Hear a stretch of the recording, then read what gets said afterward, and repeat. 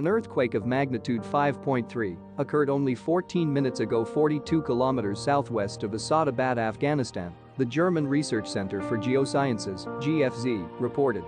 The quake hit at a shallow depth of 10 kilometers beneath the epicenter near Assad-Abad, Asad-Abad, Kunar, Afghanistan, early morning on Monday, September 5, 2022, at 1:57 a.m. local time.